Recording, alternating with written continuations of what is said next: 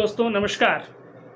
आज हम लोग चर्चा करेंगे falling interest rate versus dividend yield stocks. सबको तकलीफ़ हो रही है, इंटरेस्ट रेट इतना सारा फॉल हो गया। जो एफडी का इंटरेस्ट 9% 8% चल रहा था, वो अभी 5 to 6% एनुअलाइज रिटर्न दे रहा है। जो जिसने बजट करके रखा था 9% और 10% के हिसाब से, उनके रिटर्न्स आधे हो गए हैं। तो वो पजल्ड हैं कि इसको कैसे मैनेज किया जाए, इतना कम रिटर्न में इन्फ्लेशन के साथ कैसे इसको हेज किया जाए। तो ये बहुत तकलीफ़ होती है जब इतना ड्रेस्टिक फॉल हो जाता है इंटरेस्ट रेट का। तो इंटरेस्ट रेट की ये साइकिल है, ऊपर से नीचे आता है, वापस इकोनॉमी थोड़ी थोड़ी ठीक होने से वापस जो है इंटरेस्ट रेट की साइकिल ठीक होती है। लेकिन अभी सेविंग अकाउंट में 3 से 3.5% और एफडी में 5 to 6% का इंटरेस्ट रेट चल रहा है। जो HNI इन्वेस्टर्स हैं उनको 30 to 40% टैक्स देने के बाद उनका रेट ऑफ रिटर्न 3 to 4% का होता है। तो मैंने सोचा कि आप लोगों को एक अच्छे प्लानिंग दूं कि आपका रिटर्न भी अच्छा होए और आपका एक वेल्थ क्रिएशन भी हो और ग्रोथ भी हो, कैपिटल का ग्रोथ भी हो। तो इस प्लानिंग के साथ में मैं आपको अच्छे डिविडेंड यील्ड स्टॉक का एग्जाम्पल देना चाहता हूं, जिसका रिटर्न भी अच्छा हो और ग्रोथ ऑफ कैपिटल भी हो। बेसिकली इन्वेस्टमेंट डिसीजन करने के लिए 4 फैक्टर्स को कंसीडर किया जाता है। फर्स्ट फैक्टर है सेफ्टी ऑफ कैपिटल, आपकी कैपिटल सेफ्टी होनी चाहिए। सेकेंड है ग्रोथ ऑफ कैपिटल, आपका कैपिटल का ग्रो होना चाहिए। थर्ड है कि आपको रेगुलर रिटर्न मिलना चाहिए, जैसे कि आप यदि प्रॉपर्टी खरीदते हैं और रेंट में देते हैं तो रेगुलर रिटर्न मिलता है। आप इंटरेस्ट में देते हैं पैसा तो आपको रेगुलर रिटर्न मिलता है। तो एक रेगुलर रिटर्न भी आपको मिलना चाहिए। और फोर्थ है लिक्विडिटी ऑफ द कैपिटल, जब चाहे आप अपना पैसा निकाल सकें, आपकी ज़रूरत के सामने में आपका पैसा मिले, तब आपको वो बहुत ज़्यादा फ़ायदेमंद रहता है। शॉर्ट टर्म में थोड़ा रिस्क रहता है, थोड़ा शॉर्ट टर्म में फ्लक्चुएशन रहता है, लेकिन मीडियम टर्म में आपकी कैपिटल ब्लॉक नहीं हो जाए, आप जो है इन्वेस्टमेंट आपका ब्लॉक नहीं हो जाए, वो आपको ख्याल में रखना है। रियल एस्टेट वगैरह काफ़ी सेक्टर अच्छे रहते हैं, लेकिन वो आप लिक्विड नहीं कर सकते हैं। ऐसे बहुत सारे इन्वेस्टमेंट हैं जो गुड इन्वेस्टमेंट हैं, लेकिन उसमें लिक्विडिटी नहीं है, और जिसमें लिक्विडिटी है उसमें आपका ग्रोथ नहीं है या रेगुलर रिटर्न नहीं है। तो आज हम चर्चा करेंगे डिविडेंड यील्ड स्टॉक के बारे में। बहुत सारे स्टॉक अवेलेबल है मार्केट में जो अच्छे डिविडेंड देते हैं, लेकिन आज हम लोग केवल 2 स्टॉक के बारे में चर्चा करेंगे। इन्वेस्टमेंट करते हैं जो स्टॉक मार्केट में, हम लोग का जो एलोकेशन होता है वो 3 कैटेगरी में होता है। कुछ फंड हम लोग म्यूचुअल फंड में डालते हैं, कुछ फंड जो है इंडेक्स स्टॉक या ब्लू चिप स्टॉक में डालते हैं, और कुछ फंड्स जो है एलोकेट करते हैं मिड कैप और स्मॉल कैप में। तो ये 2 स्टॉक मिड कैप और स्मॉल कैप कैटेगरी में हैं। अंडरवैल्यूड स्टॉक है। अंडरवैल्यूड स्टॉक इसीलिए है कि इसके सामने में जो है हाई वैल्यूड स्टॉक जो है उसमें जो पोटेंशियल रहता है ग्रोथ ऑफ कैपिटल का और रेगुलर रिटर्न का, वो इसमें कहीं ज़्यादा है। तो जैसे मैं एग्जांपल दूं अंडरवैल्यूड और ओवरवैल्यूड स्टॉक का, तो MRF काफ़ी ओवरवैल्यूड स्टॉक है, जिसमें आपको रेगुलर रिटर्न डिविडेंड यील्ड कुछ भी नहीं आएगा। स्टॉक अच्छा है, लॉन्ग टर्म एप्रिसिएशन हो सकता है। हिंदुस्तान लीवर है या फिर ब्रिटानिया जो अभी 4000 के आसपास चल रहा है। तो ये आपको ग्रोथ स्टॉक है, लेकिन आपको न तो रेगुलर रिटर्न देंगे, न तो आपको डिविडेंड यील्ड अच्छा आएगा। तो यहाँ पर हम लोग चर्चा करेंगे जिसमें आपको अच्छा डिविडेंड यील्ड हो, जिसमें रिस्क कम हो और ग्रोथ ऑफ कैपिटल हो। मैं Jayesh Dholakia stock market studio channel में आप सबका स्वागत करता हूं, और आपको ये 2 स्टॉक के बारे में मैं चर्चा करना चाहूँगा। फर्स्ट स्टॉक है PFC और सेकंड स्टॉक है REC, जो कि भारत रत्न है। दोनों स्टॉक गवर्नमेंट ऑफ इंडिया की होल्डिंग में है। उनकी कैपेसिटी में उनकी होल्डिंग है। PFC और REC जिनकी EPS अर्निंग पर शेयर करीब 25 रुपया से 26 रुपया पर शेयर की है लास्ट ईयर का रिजल्ट के हिसाब से। उनकी book value, power finance corporation की बुक वैल्यू 250 रुपये की है, 10 रुपये की फेस वैल्यू है और 250 रुपये की बुक वैल्यू है। REC की 10 रुपये की फेस वैल्यू है और 180 रुपये के आसपास की बुक वैल्यू चल रही है। लास्ट क्वार्टर का जो रिजल्ट आया Q1 का जून एंडिंग का, उसमें भी 6.5 रुपये की EPS आई है पावर फाइनेंस कॉरपोरेशन की, 6 रुपीज़ 44 पैसा की, और REC की EPS 9 रुपया 30 पैसा की आई है। तो दोनों फंडामेंटली स्ट्रांग है। डिविडेंड यील्ड PFC का 95% डिविडेंड डिक्लेयर हुआ था और REC का 110% डिविडेंड यील्ड, डिविडेंड 110% डिविडेंड दिया था। 9.5 रुपया पर शेयर PFC ने दिया, 11 रुपया पर शेयर REC ने दिया।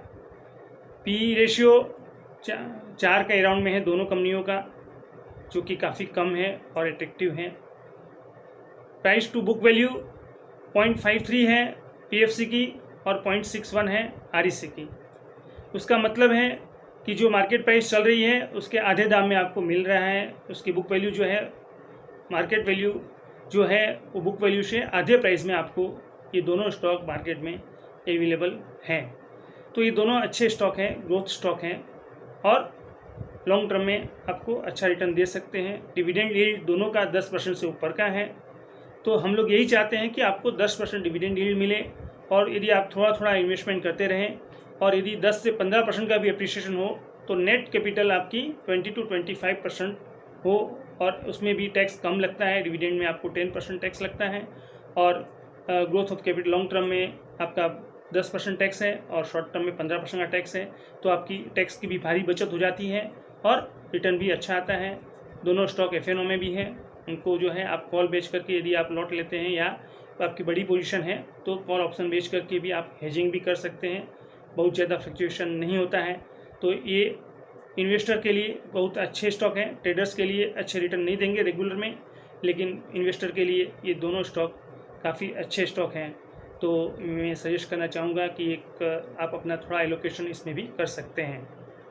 उसी तरह से आप म्यूचुअल फंड में भी जो है यही 4 इन्वेस्टमेंट क्राइटेरिया जो है सेटिस्फाई होता है मोर और लेस। उसमें भी जो है सेफ्टी ऑफ कैपिटल रहती है, growth of capital, regular return और लिक्विडिटी। तो उसमें भी आप बने रह सकते हैं। जैसे कि 3-4 महीना से मैंने सेक्टरल फंड में 2 सेक्टरल फंड सजेस्ट किया था, निपॉन फार्मा फंड और SBI फार्मा फंड। दोनों का रिटर्न 30 to 40% एनुअलाइज रिटर्न आया है और आने वाले दिनों में भी ये फार्मा स्टॉक में अच्छे रैली बनने की संभावना बनी रहेगी। कुछ फार्मा स्टॉक में ब्रेकआउट अभी भी आ रहा है। तो जैसे कि आपको फ्राइडे को इतना बड़ा फॉल हुआ, लेकिन लुपिन जो है 9% बढ़ गया। तो अभी भी ये अच्छा स्टॉक है। थोड़ा सा रिस्क ज़्यादा है, लेकिन 900 का स्टॉप लॉस में लुपिन में ध्यान रख सकते हैं। ग्लेनमार्क के रिजल्ट्स अच्छे आए हैं। 450 का स्टॉप लॉस में ग्लेनमार्क में भी ध्यान रख सकते हैं।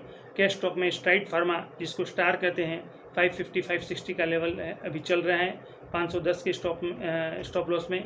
इसमें भी आप निवेश और इन्वेस्ट कर सकते हैं, ट्रेडिंग भी कर सकते हैं। तो ये आपको बहुत सारी इन्वेस्टमेंट अपॉर्चुनिटीज़ मिलती हैं। तो आप इसमें अपना ध्यान बनाकर निवेश करते रहें और अपना वेल्थ क्रिएशन करते रहें।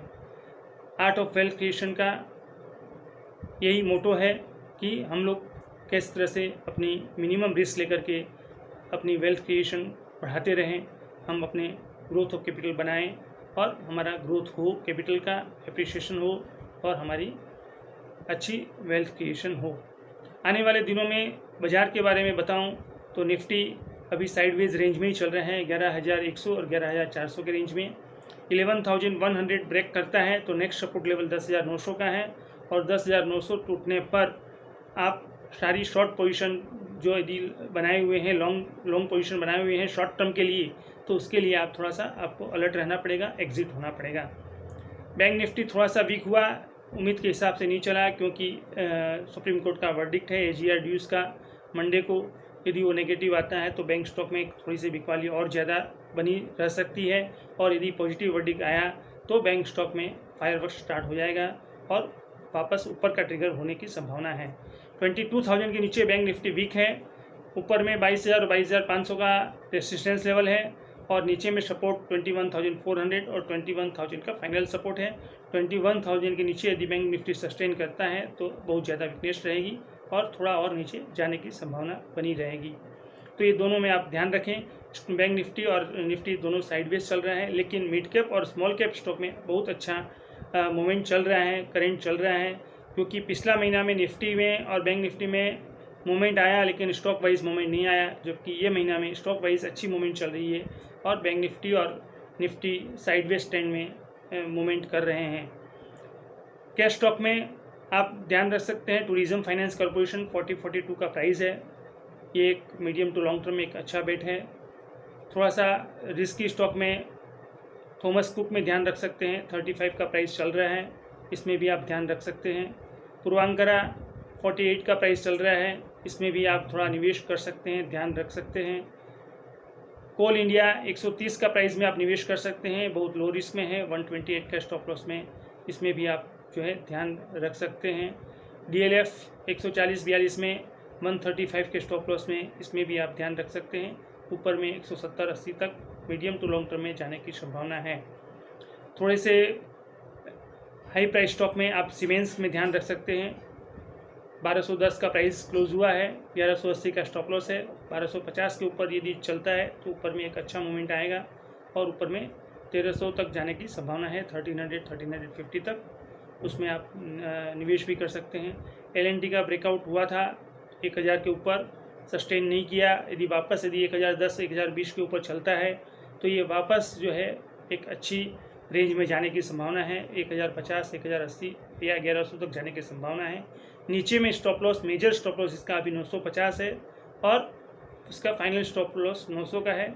1010 के ऊपर यदि आप रेगुलर सस्टेन करता है तो आप निवेश करें और नीचे में थोड़ा वेट करें, 950 का स्टॉप लॉस में आप इसमें भी अपना ध्यान रख सकते हैं, आप इसमें निवेश कर सकते हैं। आपको वीडियो अच्छा लगा हो तो अपने दोस्तों के साथ शेयर करें, शेयर करने में हम सबको फ़ायदा है, यदि उनका नसीब में होगा तो उनको भी अच्छा फ़ायदा हो सकता है। तो ये आप अपना मेरा वीडियो आप अपने दोस्तों के साथ ज़रूर शेयर करें, मेरा वीडियो ज़रूर से सब्सक्राइब करें। सब्सक्राइब करने पर जो भी नोटिफिकेशन आएगा, जब भी मेरा नया वीडियो बनेगा तो आपको तुरंत मिल जाएगा, आप हमारे साथ बने रहेंगे। और आप बेल बटन ज़रूर से दबाएं, क्योंकि हो सकता है नेक्स्ट आने वाले दिनों में मैं कुछ भी डेवलपमेंट हुआ मार्केट में तो एक नया वीडियो दूंगा एवरी वीक। यदि हो सकता है कि एवरी वीक मेरा वीडियो ना आए, लेकिन जब भी मार्केट में अच्छा डेवलपमेंट हो तो मैं वापस आपके साथ कनेक्ट करूंगा, आपके साथ कनेक्ट करने की कोशिश करूंगा। तो आप यदि यूट्यूब चैनल में नीचे में जो बेल बटन रहता है उसमें बेल बटन दबाएं, सब्सक्राइब करें, बेल बटन दबाएं, तो आपको ये न्यूज़ मेरा वीडियो जब भी पब्लिश होगा आपको इन्फॉर्मेशन मिल जाएगी और आप उसको हमारे साथ बने रह सकते हैं। तो मैं ये उम्मीद करता हूँ कि आने वाले दिन अच्छे रहेंगे और मार्केट में मूवमेंट बनी रहेगी, मिड कैप स्टॉक में बनी रहेगी, आपका वेल्थ क्रिएशन होता रहेगा। हम लोग का एक जैनों का फेस्टिवल पर्युषण पर्व चल रहा है, आज सेकेंड डे है, उसमें एक क्षमापना का पर्व होता है, तो उसमें हम लोग जो है क्षमा याचना करते हैं और कहीं भी कोई भी हमारा भूल हुई हो तो हम लोग क्षमा याचना आप सबसे मांगते हैं। अभी भी मैं भी आपसे एक रिक्वेस्ट करता हूँ कि यदि कुछ भी आपके साथ मेरा मिसअंडरस्टैंडिंग हुआ हो तो मैं क्षमा याचना करता हूँ। तो ये आपका वेल्थ क्रिएशन का कॉन्सेप्ट में आप मेरे वीडियो में ज़रूर से कमेंट करें, आपका सजेशन दें और हमारे साथ बने रहें। सबको मेरा नमस्कार, थैंक यू, जय जिनेंद्र।